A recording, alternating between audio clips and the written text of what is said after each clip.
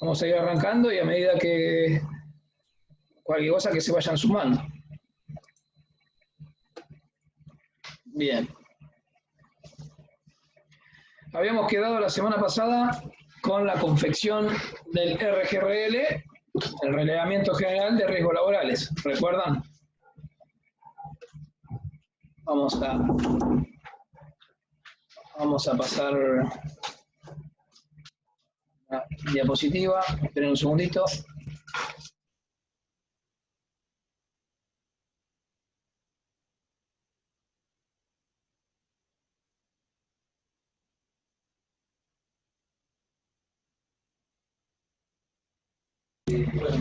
Bueno, ahora sí, bueno, como les dije,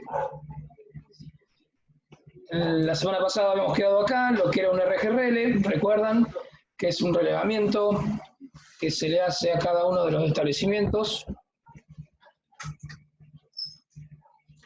de cada una de las empresas. Es una declaración jurada que se presenta en la RT al inicio del contrato únicamente, y si el establecimiento tiene alguna ampliación, una modificación de las tareas, se tiene que volver a confeccionar uno nuevo.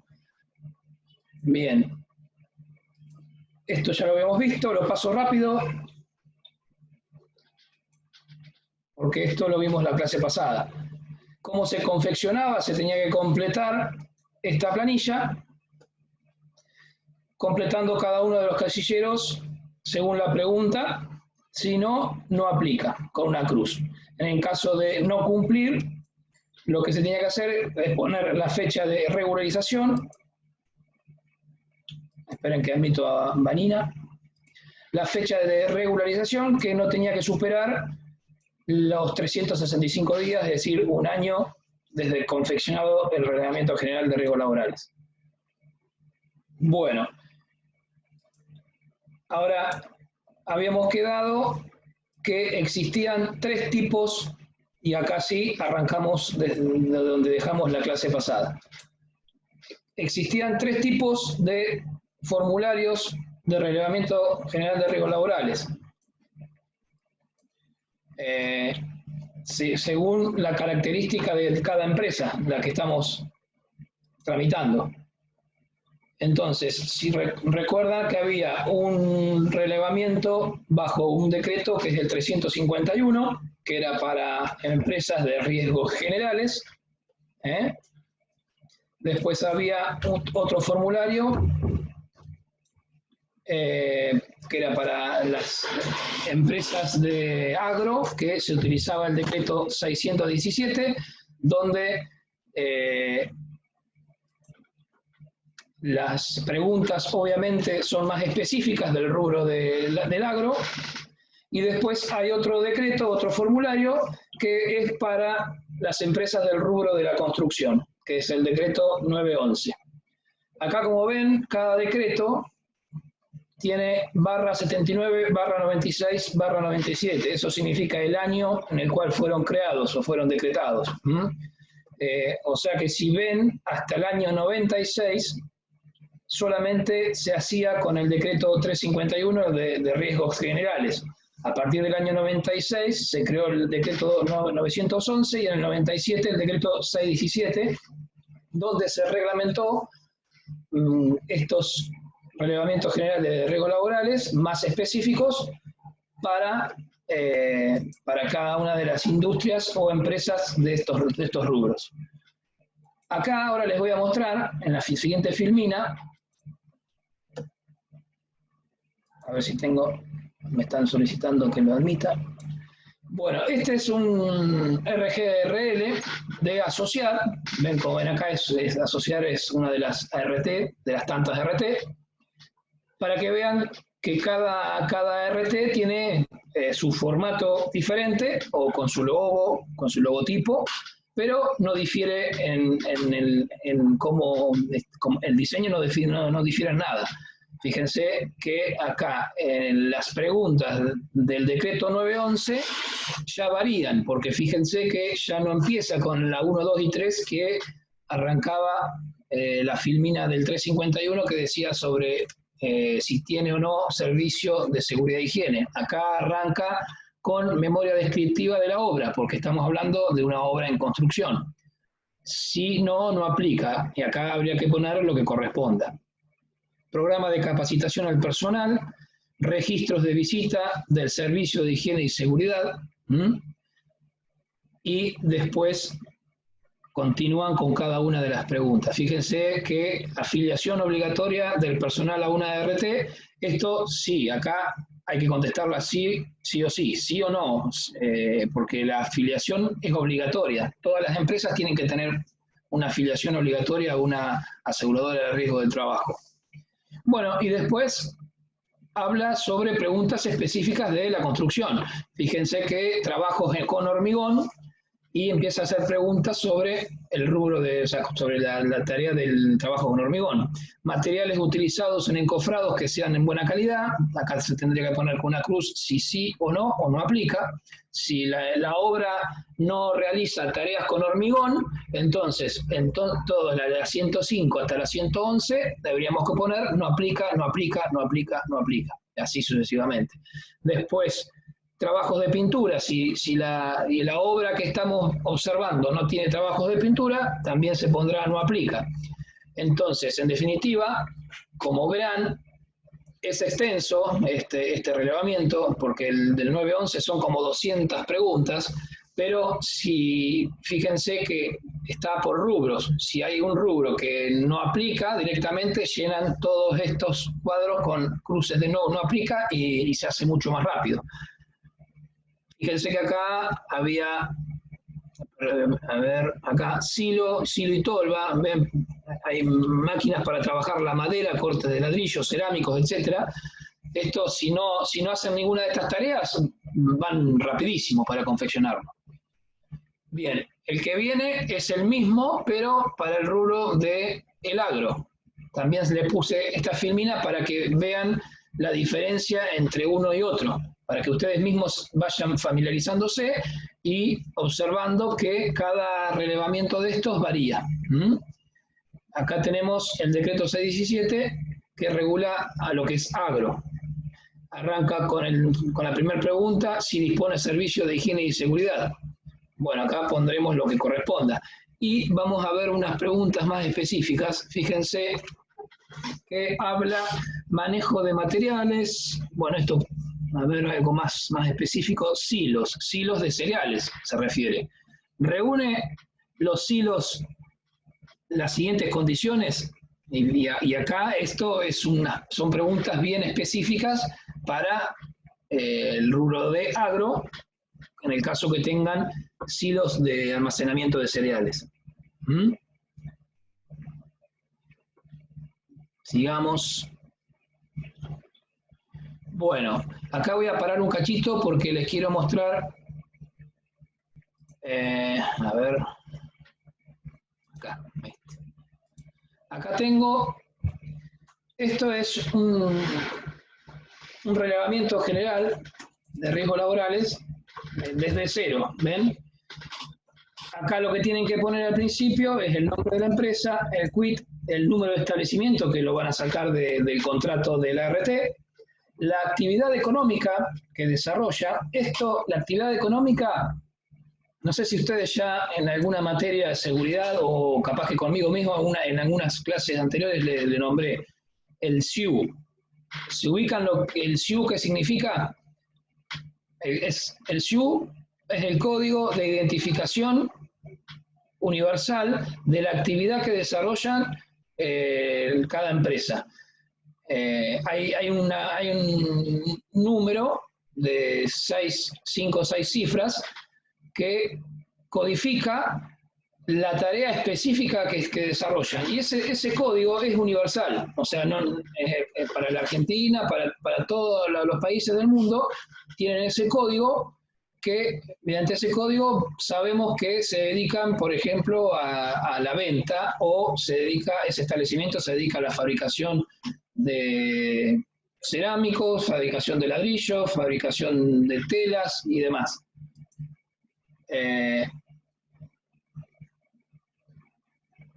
Esperen un segundito. Bien, y acá, ¿me escuchan? Sí. Sí. Sí, sí. Sí, profe. Esto, bueno, acá ven el decreto 351 y es lo que vamos de ver. Fíjense, lo voy a pasar rápido, son todas las preguntas, una por una. Y después tenemos el 911, y de acá ustedes pueden sacar para completarlo en función a la empresa. Esperen que quiero ir hasta el final. Ven, acá vamos 210 son las preguntas para el decreto 911. El 617 son 151 preguntas. Bien, y una vez que terminan de confeccionar estas preguntas, el relevamiento termina con estos anexos, y por eso me vine a esta planillita. Se tiene que confeccionar, llenar los anexos de la planilla A, B y C. ¿Qué son estas planillas A, B y C? Bueno, en la planilla A se tiene que listar, es decir, colocar si cuentan o no cuentan con algunas de estas sustancias que las planillas A son el listado de sustancias y agentes cancerígenos. Entonces, acá pondremos sí o no si tenemos algunas de estas sustancias presentes en el establecimiento. Si tienen no, son todas no, directamente se puede poner una raya en forma diagonal indicando que no hay ninguna. Ahora vamos a continuar con el PowerPoint. Una pregunta, profe. Decime. ¿Cómo sabe ponerle un técnico que va? ¿Cómo sabe si hay una de esas sustancias? Poner por los nombres medio raros que tiene. Bueno, ahí lo que deberían ustedes saber es, bueno, obviamente la misma experiencia de ustedes lo va a ir llevando. Obviamente ustedes recién arrancan, no tienen por ahí ciertos conocimientos, o por ahí lo tienen que ir adquiriendo paulatinamente. Y si no, si es un rubro por ahí muy específico, de algunas, como ven estas sustancias es muy amplio, son mucha cantidad. Lo que tienen que hacer es preguntarle al responsable de la empresa, o al jefe del área y demás, si cuentan con alguna de estas sustancias. Eso, obviamente, van a necesitar la ayuda del responsable de la empresa. Por ejemplo, si ustedes están en una estación de servicio, cualquiera de ellas, recuerdan que yo les dije que las naftas tenían benceno en su composición química.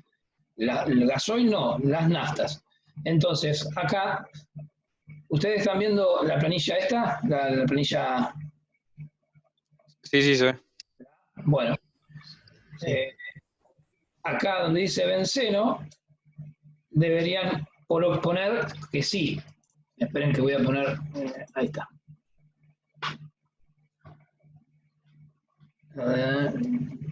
Ahí, para que se me... No era lo que quería hacer. Ahí está.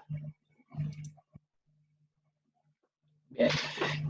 Y bueno, y así con todo el resto de las sustancias, ¿sí? Bueno, la segunda planilla que se tiene que confeccionar es la planilla B, que es el listado de difenilos policlorados. ¿Qué son estos? Los bifenilos policlorados son otras sustancias que vienen derivados del cloro, y como dice acá, vamos a ver, contiene el listado de los nombres comerciales de las sustancias que contienen difenilos policlorados. Acá lo mismo, tienen que marcar que sí o que no, según las sustancias que se manipulen. Acá no importa la cantidad, tanto en la planilla A como en la planilla B, no importa la cantidad que la empresa manipule. Si manipula, no sé, 1 litro al año, hay que colocarlo. Acá no hay condiciones sobre cantidad. Entonces, estos son todos nombres comerciales, los que ven acá.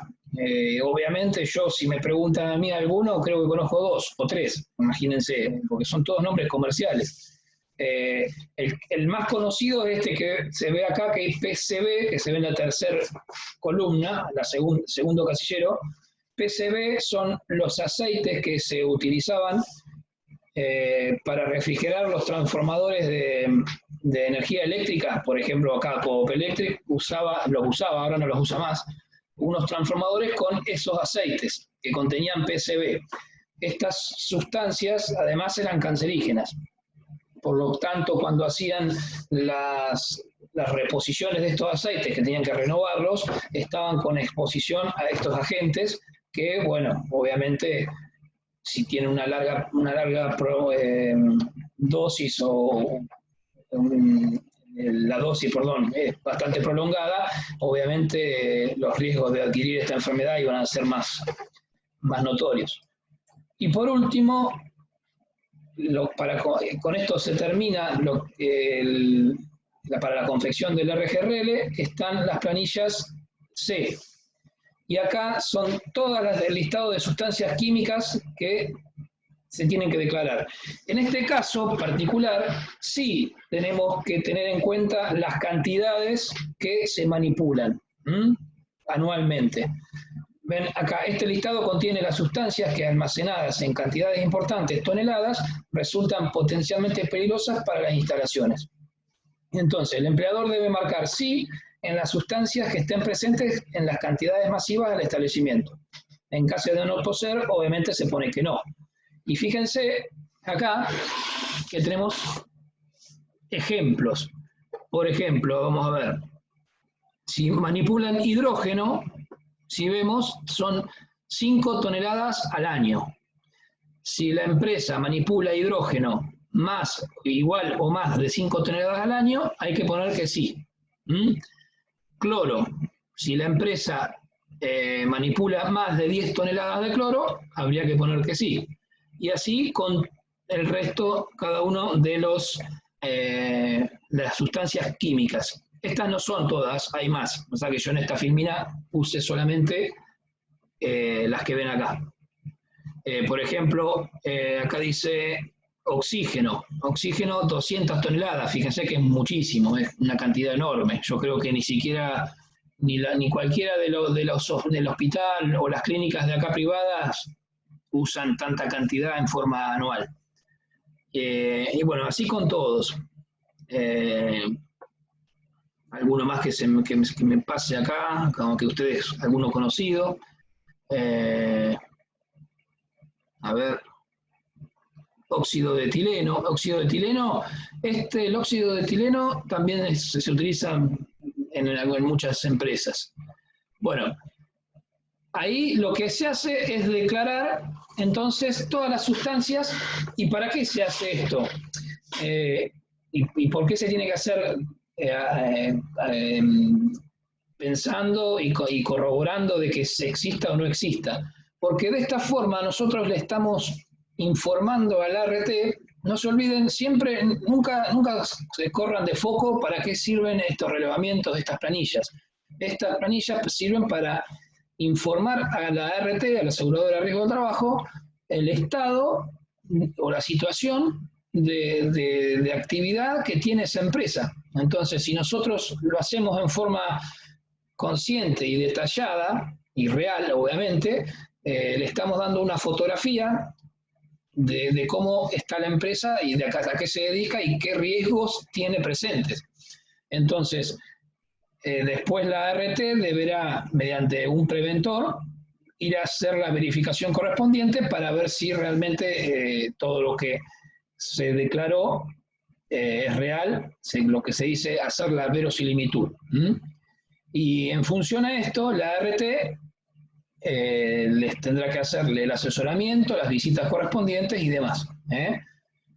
Si nosotros mentimos en estas planillas, tanto en el RGRL o en el RAR, ¿se acuerdan? El relevamiento de agentes de riesgo, es mentirnos a nosotros mismos.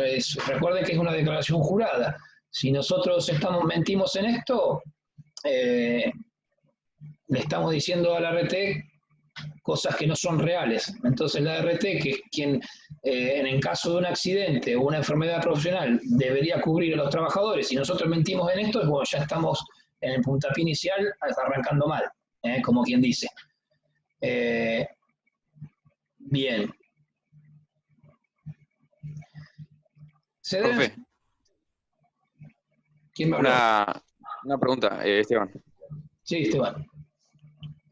La RT, ponerle en caso que sea muy conflictiva así la organización, ¿se puede desistir de estar con esa empresa, no? No, la RT no puede elegir. O sea, si cualquier empresa quiere contratar a una RT, la RT no puede decirte que no. ¿Mm? Así sea una empresa que tenga un alto riesgo de generación de accidentes o de accidentología, se dice, nunca te puede rechazar la RT. Si fuese al revés, creo que esto lo hablamos, porque yo la verdad que por ahí confundo un poco las videoconferencias de ustedes con los chicos de tercero. Cuando estoy en clase, no me acuerdo por ahí, por las caras de ustedes y demás, pero ahora en videoconferencia se me cruzan algunas cosas que fui hablando con los chicos de tercero y con los de ustedes. No recuerdo si con ustedes lo dije, pero si una empresa quiere cambiar de ART, tendrían que esperar 6 meses, ¿no? Claro, entonces con ustedes lo había dicho. Bueno, lo repasamos entonces. Sí, lo había dicho. Si iniciás el contrato hoy, tenés que esperar 6 meses para cambiarte de RT. Y una vez que ya renovaste el contrato, hay que esperar 1 año para poder cambiarte de RT. Bien, sí, con ustedes lo había hablado entonces, no con los de tercero. Me suele pasar ahora con las videoconferencias. Bueno, acá preguntas frecuentes que pueden llegar a... Ahora que me están solicitando Berenice que la admita y Emanuel Bacaro. Josefina Morales también. Bueno, se van agregando de a poquito, ya somos 12, 13. Bueno, ¿se deben firmar todos los RGRL? Sí, todos los RGRL se deben firmar al pie de cada hoja, o perdón, al finalizar el Reglamento General de Riesgos Laborales, ya que es una declaración jurada. Recuerden que se tiene que hacer un RGRL por establecimiento. Si una empresa... ¿La firma de quiénes llevaría? ¿Cómo? Se te cortó. ¿La firma de quiénes llevaría? La firma, ahora viene una filmina que dice, pregunta sobre eso, pero ya que está te la contesto. La firma tiene que ser, o sea, el RGRL tiene que estar firmado por el responsable de la empresa, el responsable legal, no necesariamente el propietario, puede ser el gerente, el que firme como responsable, y también puede firmarlo, haciéndose responsable, obviamente, el representante del servicio de higiene y seguridad que la empresa contrató para ello. Siempre, obviamente, haciéndose cargo de lo que está firmando, ¿no? Ahora creo que acá, la filmina que viene... Esperen que tengo que admitir a alguien.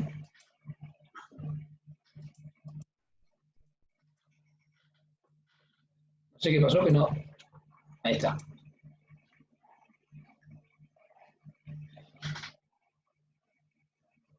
Ahí está, ahora sí. No podía...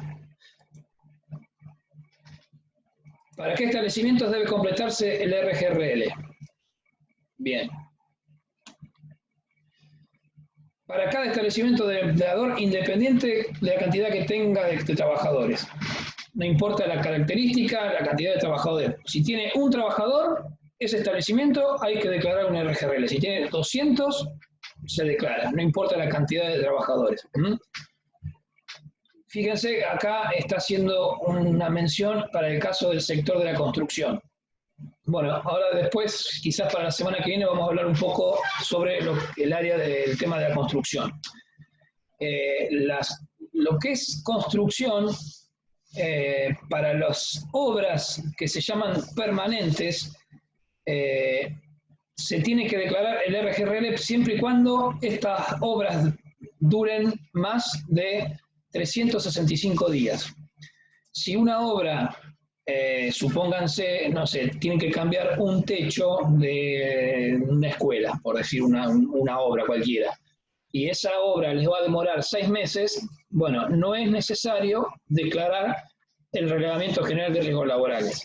Sí hay que hacer otras presentaciones, un aviso de obra o un programa de seguridad, pero eso lo vamos a ver en clases más adelante. Para el rubro de la construcción, que son empresas diferentes, ¿por qué? Porque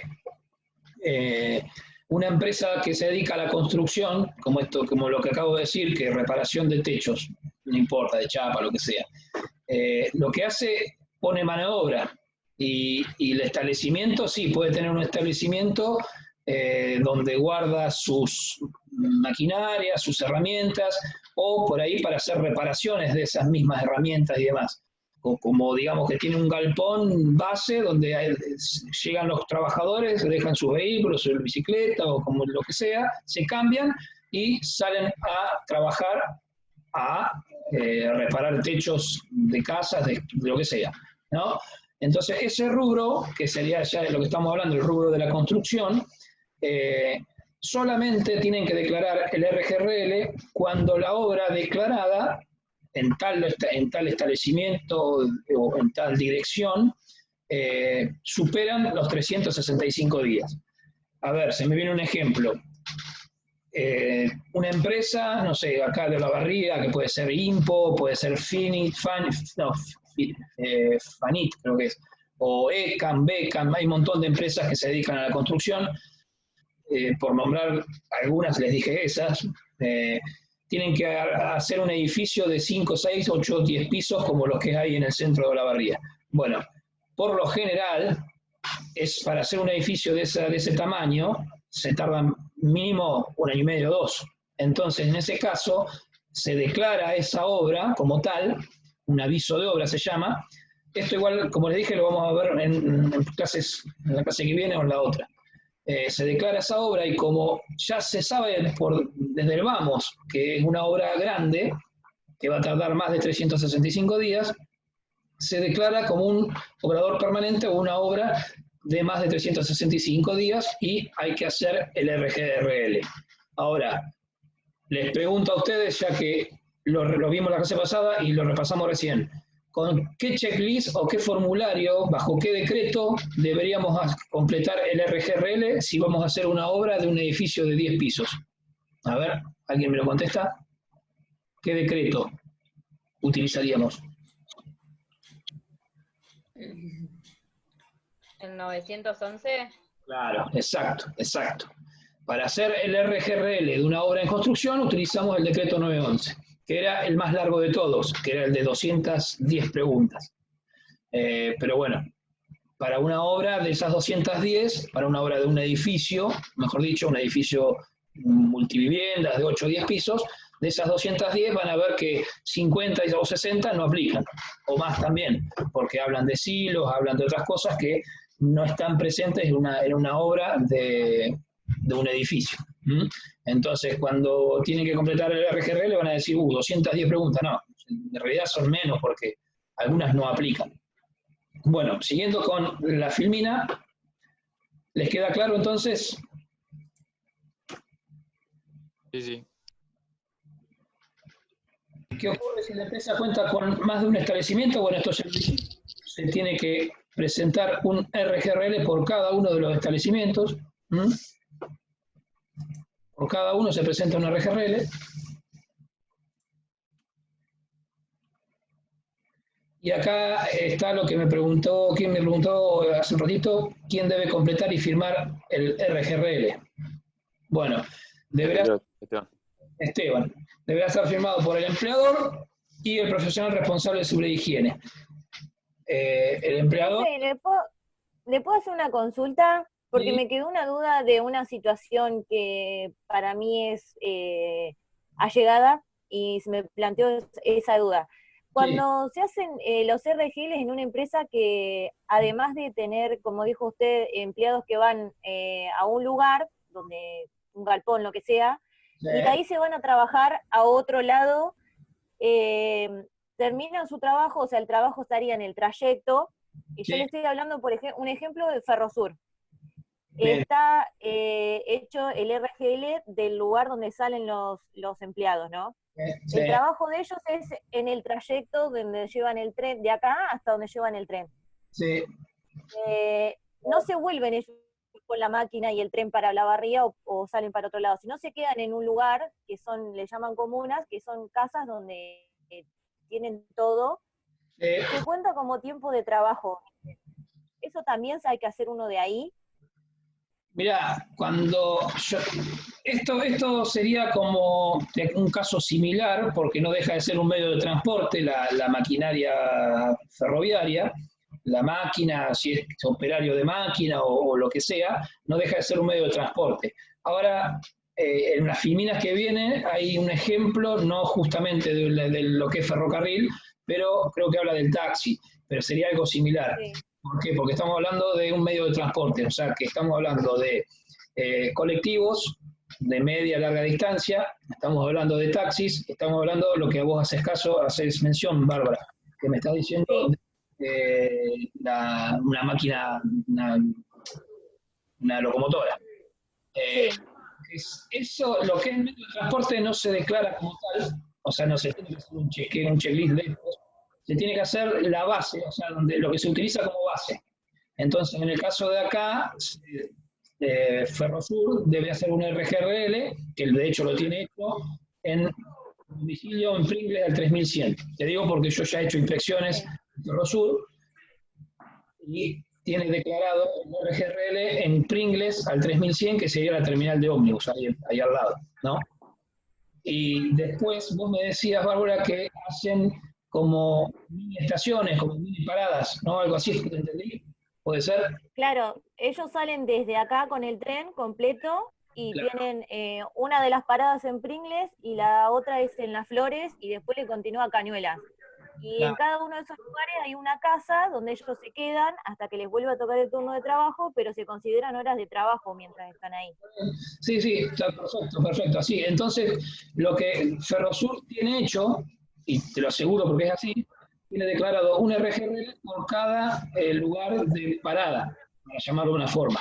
Entonces, acá la tienen en Pringles al 3100, que es la dirección de la terminal de ómnibus, o la misma, parecida, y otra la tendrán en Cañuelas o de todas las ciudades que me acabas de nombrar. Ferrosur, para que te des una idea, debe tener, no sé, 100, 150 establecimientos declarados de este tipo. ¿Me explico? Sí, porque nosotros teníamos la duda, porque como esto va a la RT, en el momento de que ellos están no sobre el tren, sino están en esos lugares que se los cuentan como horas de trabajo, si la RT los cubre igual estando ahí, ¿o no? Sí. Igualmente, la RT te cubre, porque obviamente tienen declarado la actividad. ¿Vieron lo que hablé recién, el SIU, el Código de Identificación Universal? Bueno, Ferrosur tiene un código de identificación que no lo recuerdo, debe ser transporte de cargas en ferrocarril o alguna forma así lo debe decir. La clase que viene les voy a mostrar el listado del SIU, que, bueno, si no, ahora cualquier cosa, ahora se va a cortar en 5 minutos, se corta. Mientras nos conectamos de vuelta, yo les busco el listado de SIU para que ustedes vean el listado, que es gigante, pero bueno, les muestro más o menos para que ustedes tengan una idea qué corresponde el número del SIU para la tarea que desempeña. Entonces, como te decía, se le declara a la RT ese código, entonces la RT sabe que todos esos trabajadores están desarrollando tareas de traslado mediante maquinaria vial, ferrocarril, entre estaciones de cada una de las estaciones. Entonces, si les pasa algo en el trayecto, obviamente, o durante, cuando ya están estacionados, obviamente la RT les cubre. Diferente es si no declara que ciertos trabajadores estuviesen en otra área. Por ejemplo, si, no sé, tal persona estaba en el área administrativa de Ferrosur, ¿no? Desarrollaba solamente tareas administrativas y de buena primera lo mandan de maquinista y empieza a hacer trayectos con la máquina y nunca le dijiste en la RT, bueno, por ahí, si es un accidente, sí te lo va a cubrir la RT.